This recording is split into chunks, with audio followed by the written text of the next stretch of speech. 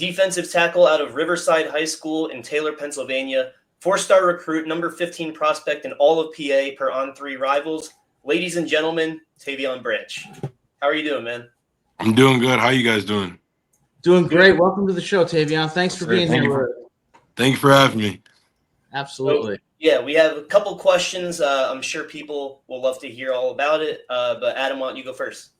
All right. Yeah, thanks again for being here, Tavian. So my first question is this. I actually got a master's degree from the University of Alabama.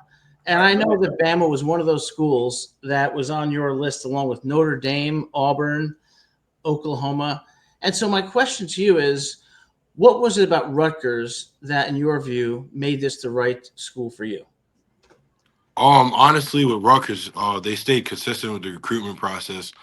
Just the bond I had with the coaches really mattered, and definitely in how college football turned out, you need the relationships because that really matters.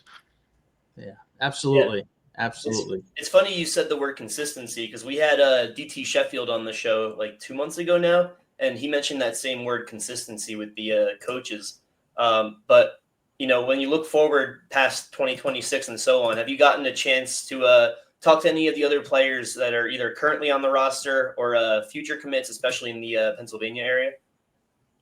So yeah, I talked to guys like Jordan Walker, talked to guys like Zaire.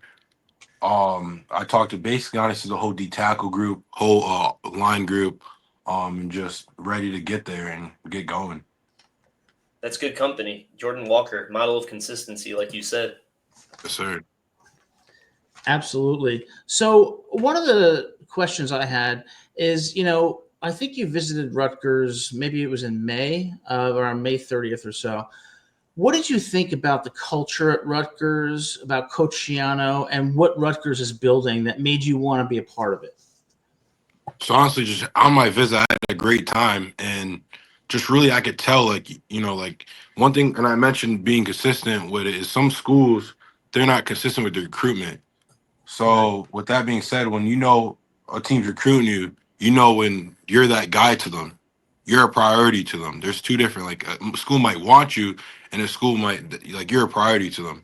So I feel like I was a priority to them, and that's the thing. And when I went to see them practice, I could see a team that's going to be on the rise soon, and people might not think, but we'll be on the rise soon. And I would just want to be a part of it.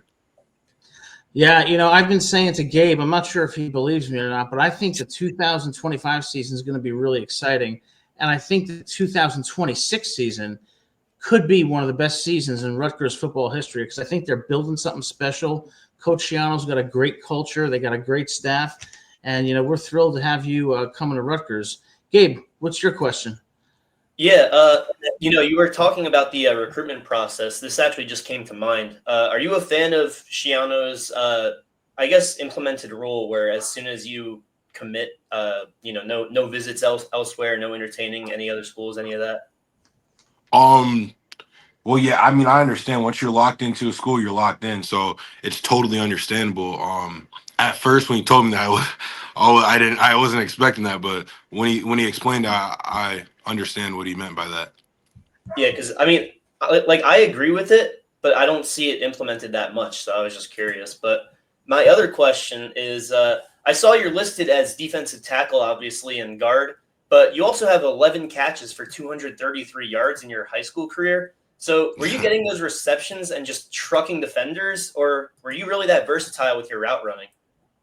I mean, we made a couple plays where I ran the ball, but mainly I was really just blocking. But I didn't even know I didn't even know I didn't know the stats were like that. But Yeah. where did you get those stats from? I think that's max preps. So you got what, 22 something yards per reception, and that's in double-digit receptions. Not too shabby. I didn't know that. But yeah, just running hard. It's practice. Very impressive. So Tavian, one thing I was thinking was, you know, what are you? You're a junior now, correct? I'll be a senior. Yeah, you'll be a senior. So, you know, when you look at your football career so far, and you look at where you want to go, assuming that means the NFL. When you look at, you know, your performance so far and what you see it being in the future, what areas do you think you're really strong in, and what areas do you think you really need to improve? So that's a great question. Honestly, with me is I'm very new to football. Like I said, I started my freshman year, had an injury, so and I didn't really tell nobody. So I because I wanted to be on the field so much that I didn't really get to really actually play till sophomore year to really show myself.